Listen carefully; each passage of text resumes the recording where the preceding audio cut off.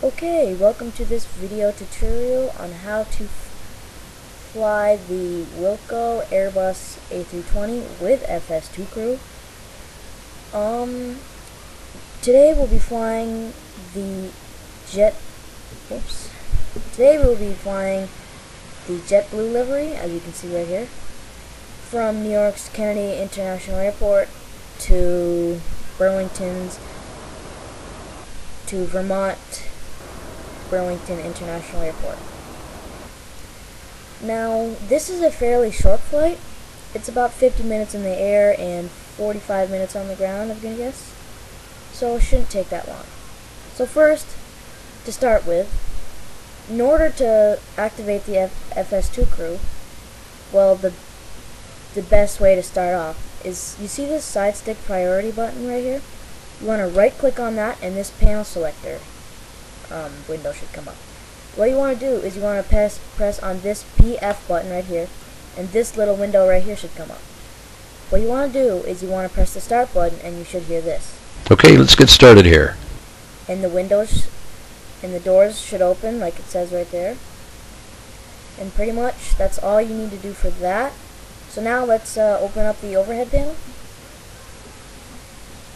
It seems confusing, but it's actually very easy. Now if you notice, I have it set to cold and dark, but the PAX and the ADIRS are already set to nav and they're already aligned, so it makes it all that much easier. So first what you want to do is, you see these two battery switches right here? These are what you first want to click on. You want to click on 1 and 2 first. But before I turn those on, I just want to tell you that there will be a beeping sound, kind of like a truck backing up, and that's good. You want to have that. But in order to stop that beeping sound, you have to turn on the fuel pumps, which are here. Here's another one, and these. So let's do that now. Now you noticed how the beeping sound stopped when I pressed one of these fuel pumps. That's what you want. Now what you're going to do is you're going to turn on the bus generators. Just make sure there's no off button. Now you're going to turn on the ground power. And your nav logo lights right down here. So now what you want to do is you want to turn on the APU. Now the APU is right here. So first what you want to do is turn on the APU master switch, and it should come on like that, and then hit the start button. You should kind of hear like a door opening kind of sound, and that's what you need. And then turn on the probe window heat. Hi Captain, here's the fuel docket. Just fill it out and leave it on the pedestal when you're done. I'll come pick it up in a few minutes. Okay, thanks. Now these are really easy. All you have to do is just hit in the squares and it'll automatically fill it out for you. Except for this box right here, it won't, nothing happens. So you just want to fill in these. And trip time, we're going to make it about an hour. All set for that. Alright, now I see our APU is ready. We're going to turn on the APU bleed, which will start to send fuel to the engines, I think. I'm not quite sure what that does. So now, we got all that done. So now what we're going to do is we are going to right click on the side stick priority button right here again, and this panel selector should come up again. You're going to press the oxygen button, and this should come up. What you want to do first is click this E-Pulse button right here. E-Rose, I think. I don't know. So do that. Cockpit to ground. Go ahead. We're going to be testing the oxygen in a few seconds. You might want to take your headset off. Okay. So now you go over to this right here and press it. Press it for about 2 seconds. Okay, that's all good. I'm going to press this button right here, or anywhere in this area, for about 5 seconds.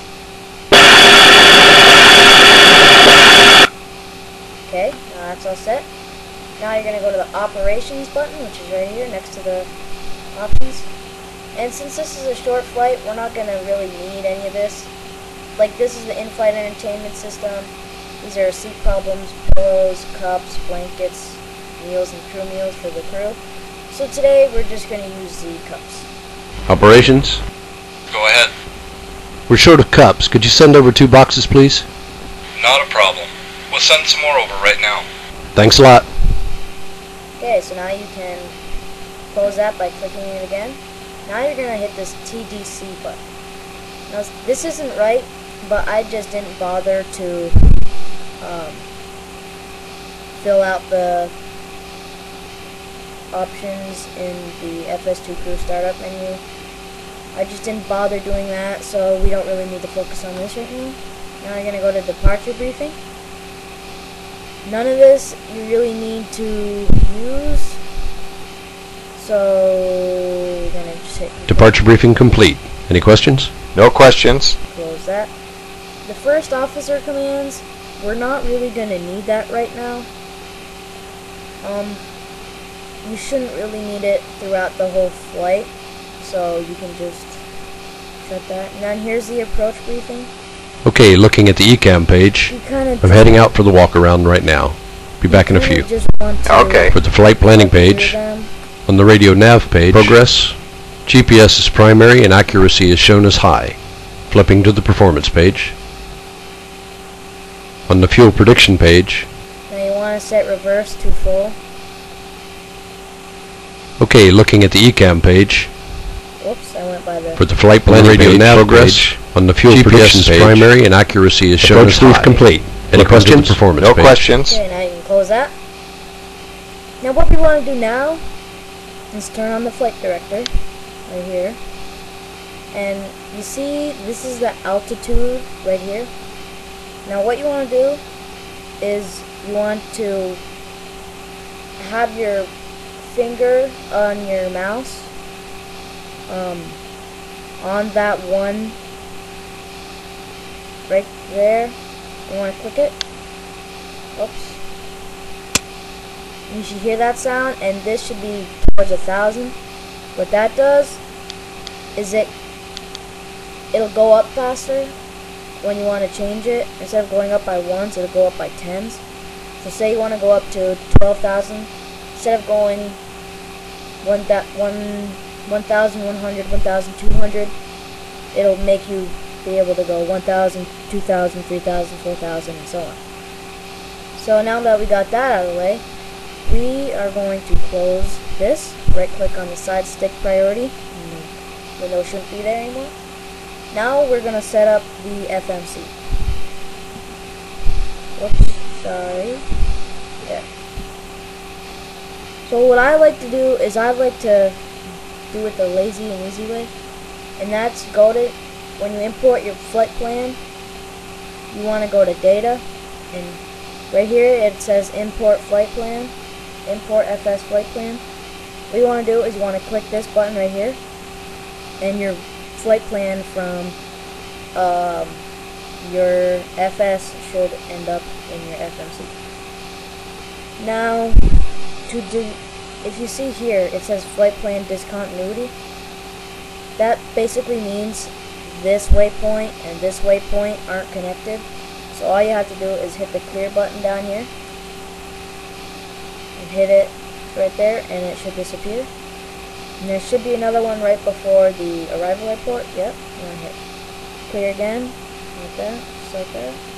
So now what you want to do is you want to go to the top, and oh, we forgot to do one thing. Turn on the RMP. There we go. So now what you want to do is you want to call for clearance. So actually, but first, before you call for clearance, we're going to tune in the ATIS and listen to the ATIS to find our departure runway. So let's do that now. Kennedy Airport Information Uniform 1705 Zulu. Wind calm. Visibility greater than 20 miles. Sky conditions no clouds below 20,000. Temperature 15 dew point 5